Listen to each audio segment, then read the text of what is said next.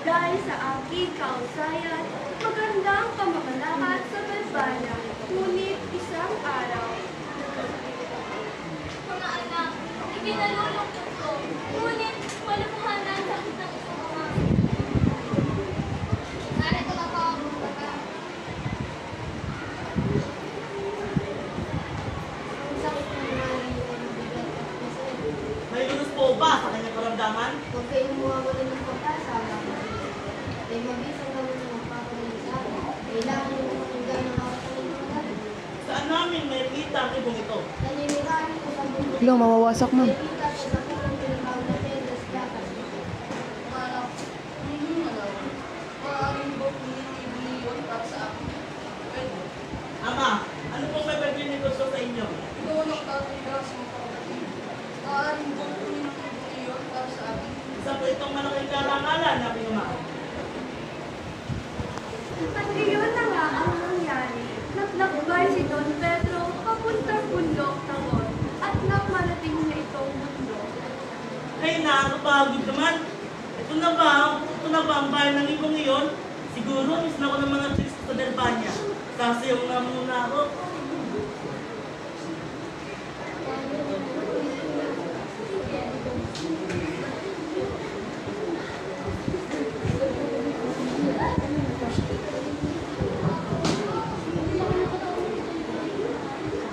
Ay, nakakapagod naman.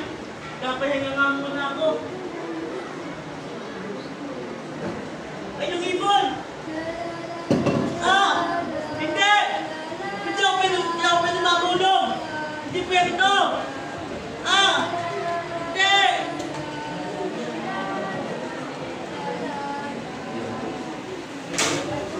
Sabi ko sa'yo ma'am, matutuluyan yan ma'am eh. At sa awit ng inyong alarna, nakatulog si Don Pedro.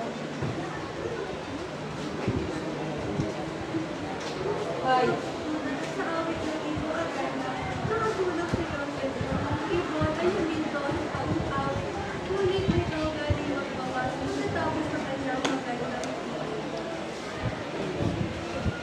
Na hindi napatagal at naging masong sa ilalim ng Piedras Dagat. Sa hindi pagbalik ni Don Pedro, nagkagulo ang buong Britanya at ang pinadala naman ay si Don Pedro. Ay, nakakapagod ang paglalakbay na to. Dito na kaya nakatira ang ibon? Siguro. Nangyinis na ako ng mga sa Dubai. Makapagpayang nga muna. Uy! Ang ibon! Uy! Ah! Ah! I-open mo ang road! Ah! Ah!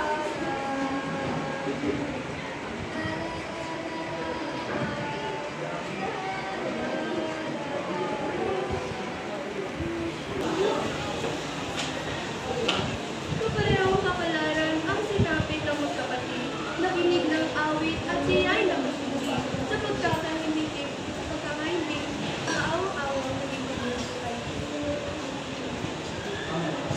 Nais ko kayong bumalik. Maaari mo po ba ako para magpunta mo? Para ulit na iwan at Balik ka na. Puro lang ang meron ako. Hindi nung wala pa. Yung po yung mga ngunit ama, ang makita ko ngayon ay nagsahinga. Patawarin niyo ako ang ulo kung hindi mo kakayanan. Ayos na lang ako na labang malooban. sige na. Kung yan ang mga nais. Tumampay tayo. Umalis ang paboritong anak ng hari kahit labag ito sa kalooban. Hindi katulad ng dalawang makasakit, siya ay umalis na ng limang tinatry lamang ang bawat at hindi sumakay ng kabayo. Sa bawat isang buwan, saka lamang na ito kakain. Pagkalipas na 4 na buwan, isa na lamang ang nagitira ng tinapay. Sa paglalakbay, nakatulong na ang ito ng matagulang.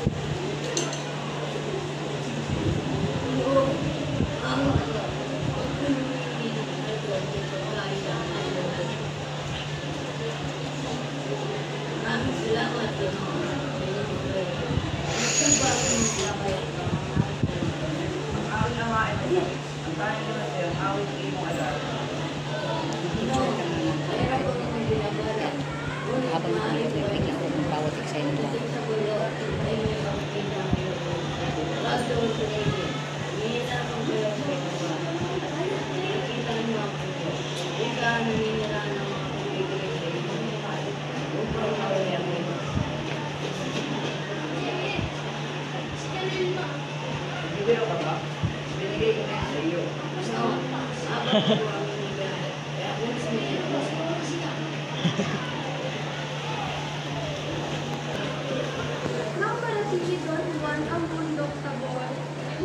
niya sumusabi ng leprosong matanda.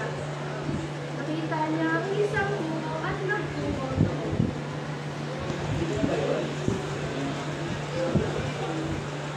Ako ba'y namamalit ng lamang? Kasi diyan ka makamainin mo kung paano tinapay. Nandito ako para uli ng iyong kagaya. Para tumalina ka at pinakamahang mo. Dati ito ang buto ng pagod. Dati ito ang pagod.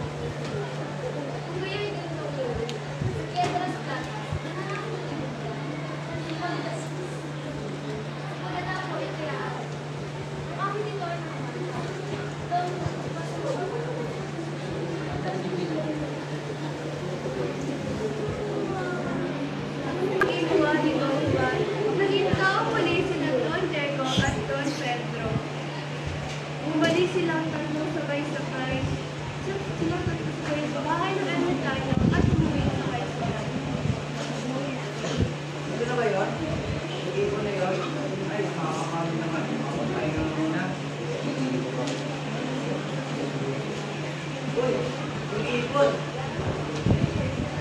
Ah, hindi pwede ito. Nandang ako ng alto. Iwan ko mahangaman. Isa, dalawa, tatlo, sakit, apat, lima, anim, pito.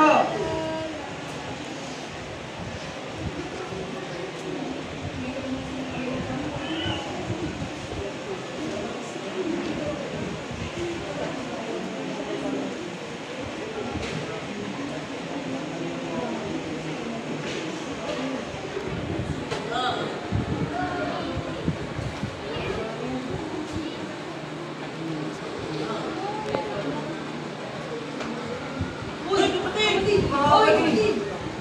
Kumusta ka na? Okay na ba, kuya? Mauna na kayo. Mag-usap na kami ng kapatid mo. Hindi ba, kuya? Kakainis naman. Nagpupunin naman siya. Kaya sa kanya na naman ang mga parangal at basbas. Moses, ito naman kuya. Wala na tayong magagawa doon. Kami ko ang nasa atin. Ito kung pwede naman ang nasa kanya. Bakit hindi na natin siya patayin? Tiyak na ako sa akin na mga parangal. Ayos ka lang ba kuya? Sarili mo pati, papatayin mo? Hindi ka ba nakikita kanya? Tingnan mo. Paborito si Ama. At isa pa, sa kanya na naman ang mga parangal. Kung bubugin na lang kaya natin siya. Sige, pagpira ka mo tatlo, susugutin natin siya. Isa, dalawa, no! Hoy! Aray! Atry kuya! Makapis na rin! Atry kuya! Kunin natin ang ibon, itakas natin siya. Nung tumati sila sa Don Diego at Don Pedro, inilagay nila ang ibong adar na sundagin ng kanilang ama. Kung kahit anong gawin nila, hindi ito umaawi. Okay na po, lakad sa Ama, ina, nandito na po kami. Nandito na po ang ibon. Don Pedro! Don Diego! Bakit nila? Asa si Don Juan? Hindi namin alam, Ama. Hindi namin siya nakita. Ito na ba ang ibong adapta? Bakit parang ang pangit-pangit naman?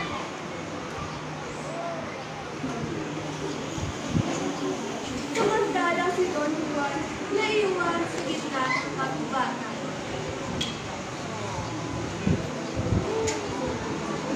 Kumain na po ako ng mga kuya ko yun.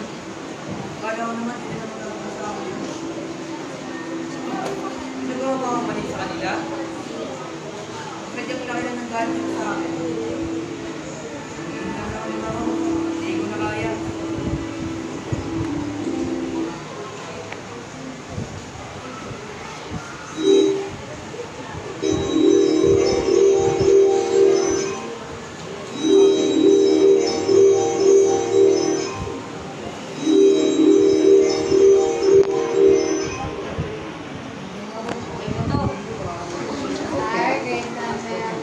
Salamat po. Taling-taling bumalik si Don Juan sa Carpana, ang mga kaan na tila lumilipad. Hindi na ako harian sa nila, pati na rin ang ibong adar at simulan ng umawi. Ama, okay si Papa na. Buhay mo muna! Balik ka!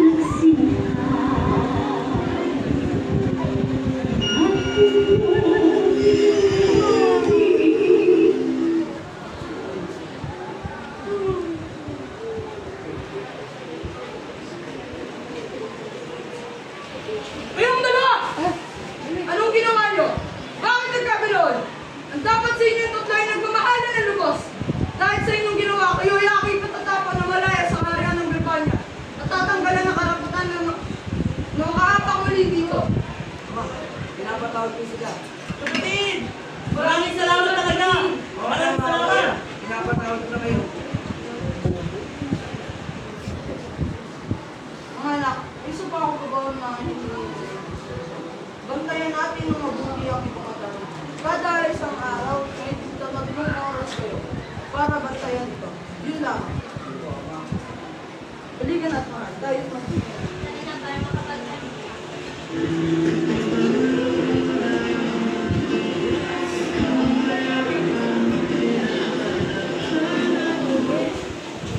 Nakakainis naman. Nagpupwede naman ng lalaki yan. Teka. Nag-iisip akong plano. Papatulungin natin si mamaya. Tukunin natin ang ibon. Sige. O, ito naman. Pwede ba ito kung magbantayan ng ibon? Kuya, kuya. Gina! Kaya nga, kuya. Ito naman. Mukha mo. Grabe naman kayo dalawa, kuya. Sige, naman kayo, ikaw na. Okay naman itong mga kuya ko. Iwan na naman ako dito eh. Nakakaramdam ako ng antok. Nakatulog ko na ka. Ayan na, nakatulog na siya. Ikaw ibon ka, halika dito. Takas ka na namin sa malaki ang tao na to.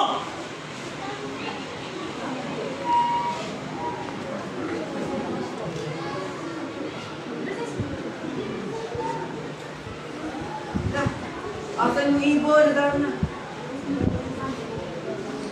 Siguro nakalabas na yun. Alam ko na. Ayos na lang din ako ng Belvania. Ang dalawang vice control, ngunit hindi nila ito nakita. Lord, nila ang malalapit na po sa nilakarian. Maliban sa mundo Armela na po ang buhay nila hindi pa nila nararamdaman. Kung makarating sila sa mundo Armela, nabighani sila sa kagandahan ng mga tunawin ang mga puno ay nakahuluti sa bunga at parang hinuwagang nawawala ang kanilang mga problema. Uy, ganda naman na lugar na to. Teka, Diego, si Donovan! Donovan! Uy, mga kuya. Anong ginagawa mo dito? Umalis ako sa Belvania, kuya. Nagkaroon ako sa lamang. Teka, tala na lang, maglipos na nga lang tayo.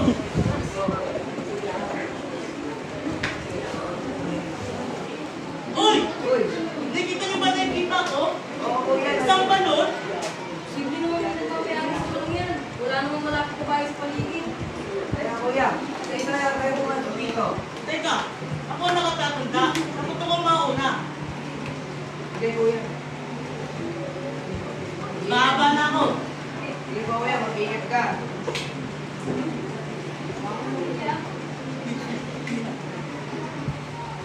Tulong! Hoy! Uy! Bakit mo sila? Ah! Nakita mo sa baba kuya. Ang dilim! Napakadilim! Sadyang hindi ko lamang naabot ang ilalim ng balon na ito. Ano ba yun? Ako naman ang bababa. Sige kuya. Ingat ka rin po. Ah, bigat! Hoy! Tulong! Hoy! Bitin niyo! Kuya! Ah, bigat! Ano ang nakita mo sa balon? Ba't namumutla ka? Madilim. Habang malalim ang balon, hindi ko na rin narating ang ilalim. Kung kayo naman, ako naman yung bababa. Sige, bida-bida ka naman. Ano mo nga yan? Basta ako naman eh. Ito naman eh. Papasalamat ko sa inyo na hindi ako pagla kuya. Di ba? Bababa na ako, mga kuya. Wala agad yung ilalim ng balon. Akalain mo, may balas sa ilalim. Ito. Gandang binibili. Sino ka? Anong yung pakay? Gandang binibili. Ako saan wala ko yung akin ay pagkalig ko. Nagmula ako sa itaas nung bumalik na kaya ayaw ko nung bumalik pa. Nabiro ka na yung gandaan. Pag-inig ko rin ka habang buhay. May tamis yung mga salita ng mga tayo. Patay mo rin lang ako kung ayaw mo. Hindi ang aming buhay kung wala ako. Tanggapin mo ito. Huwag yan po sa inyo na ako. Kapatid, hindi kita pagkakatilain. Ayaw mo. Wala! Wala! Nasaan ang Maria? Sino ka? Ba, wala! Mga masarap iniyain mo yun ah! Umayo ka, prinsesa.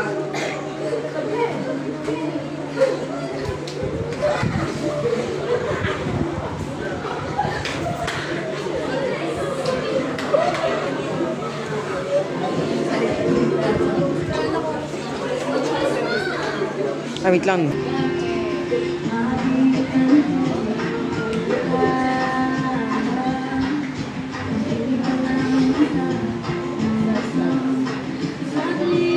Lalo na, ano mahal at tayo pakasal. Sandali, hindi ba tayo pwede umalis? Ang kapatid ko, hindi ko siya pwede diba? Asa siya at siniligtas mo? Hindi yung ganun-ganun lang ang kailangan ko. Tulad ko, ang kapatid ko yung may bantay. Ang bantay niya mas mahirap ang bantay dahil ito ang ulo ng aso ito. Kahit tutuloy mo, magagawa ng Kamay mo kung ano yung asa siya at siniligtas mo? Ano ba yun?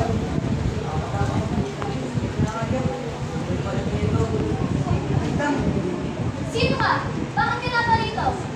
Pagkaya sa aking pangasal, ngunit nandito ako para iligtas ka.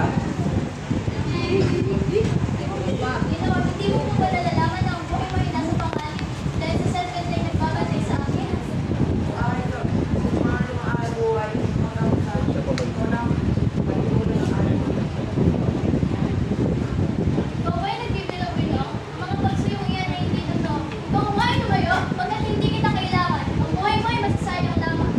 Ika na nga parang galit at ano na, iligtas na kayo. Pinatawag mo din ang mga pagpapabantay sa self-contained nagbabantay. Ganyan ang mga buhay. Ayan na! May mga tao na!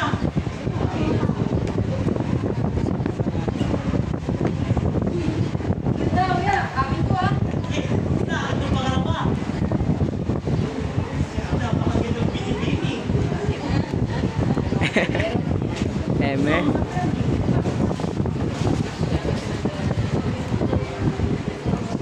Sandali! Ang siksik ko! Naiwan ko ang siksik ko! Mamala pa naman iyan sa akin ang asisting nila. Kung kalala ka ni Bibi, sabi naman lahat pa. Hindi kapatid, bigat ka.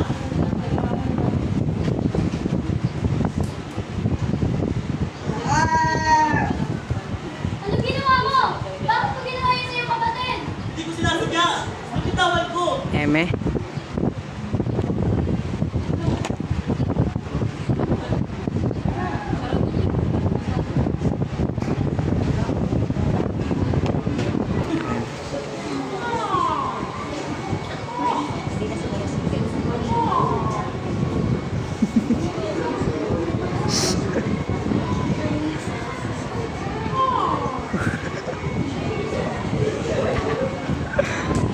It's the best of it. Happy.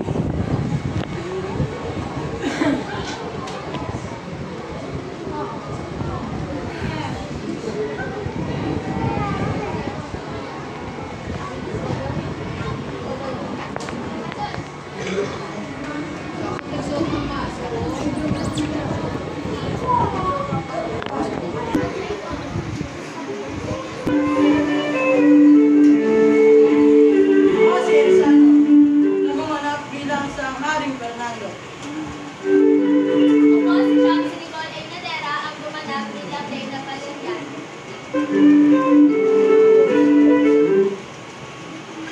Ako po si Lasso, gumanap bilang si Don Diego. Ako po si Talangkinis. Gumanap bilang isang Don Pedro. At ako nga pala si Kana, nagumanap bilang si Don Juan.